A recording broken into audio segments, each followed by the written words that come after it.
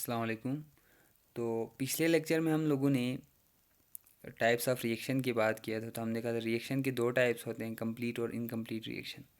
तो हमने कहा था कंप्लीट रिएक्शन को हमने कहा था ऐसा रिएक्शन जिसमें रिएक्टेंट मुकम्मल तौर पर प्रोडक्ट में चेंज होते हैं। तो कंप्लीट रिएक्शन की अगर मैं एग्जांपल की बात करूं तो जो इरिवर्सिबल रिएक्शन है वो एक कंप्लीट रिएक्शन की एग्जांपल है। यानी irreversible reaction is a complete reaction. और इरिवर्सिबल रिएक्शन में भी क्या होते हैं, सारे रिएक्टेंट मुकम्मल तौर पर प्रोडक्ट में चेंज होता है और प्रोडक्ट दोबारा रिएक्टेंट में चेंज नहीं होता। इसके बरअक्स अगर मैं बात करूं इनकम्प्लीट रिएक्शन की, तो इसकी एग्जांपल है रिवर्सिबल रिएक्शन। यानी रिवर्सिबल रिएक्शन एक कंप्लीट इनकम्प्लीट रिएक्शन है और उसमें होता क्या है, रिएक्टेंट तो प्रोडक्ट में चेंज होता है लेकिन प्रोडक्ट भी दोबारा रिएक्टेंट में चेंज होता है, जिसकी वजह से वो रिएक्शन कभी भी कंप्लीट नहीं होता।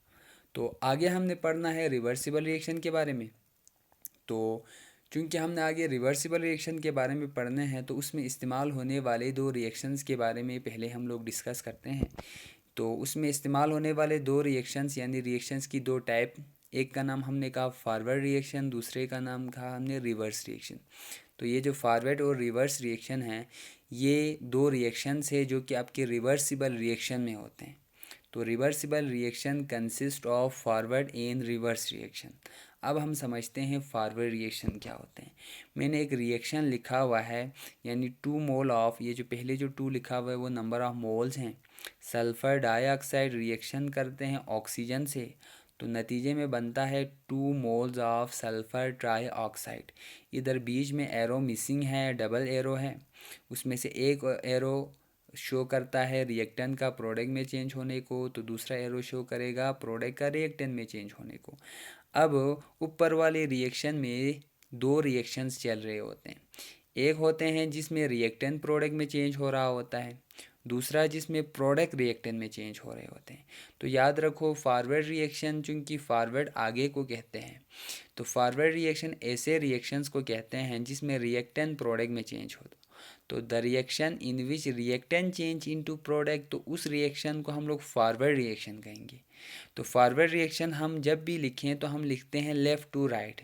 आप अगर अपने हाथ रखें किसी भी रिएक्शन से, तो लेफ़्ट साइड के पे आपके पास रिएक्टेंट होते हैं, जब वो चेंज होते हैं तो अगर आप बात करें राइट साइड पे तो वो चेंज होते हैं प्रोडक्ट में।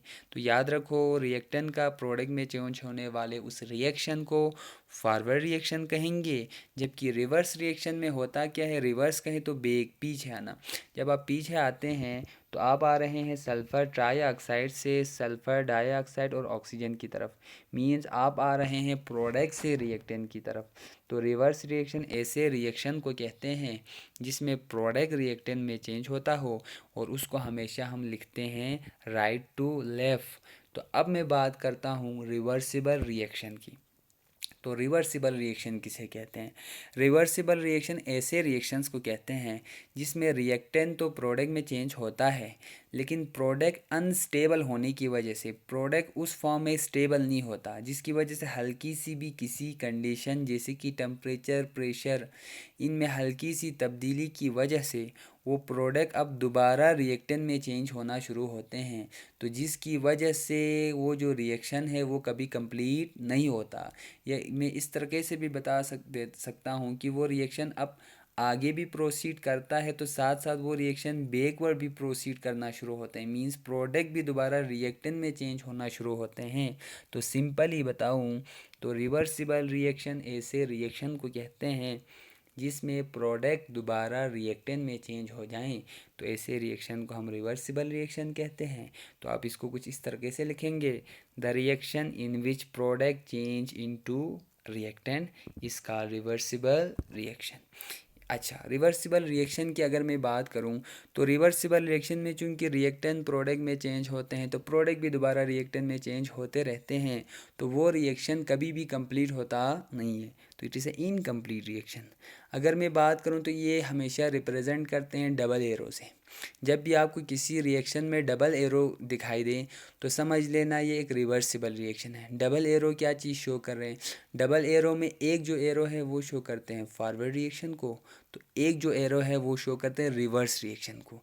यानी एक एरो शो करते हैं कि रिएक्टेंट चेंज हो रहे हैं प्रोडक्ट में, तो दूसरा एरो शो कर रहे हैं कि प्रोडक्ट चेंज हो रहे हैं रिएक्टेंट में। तो याद रखो reversible reaction is always represented by double arrow. अच्छा, तो मैंने ख़ुद कहा था एक एरो फॉरवर्ड को शो करते हैं, दूसरा एरो रिवर्स को शो करते हैं।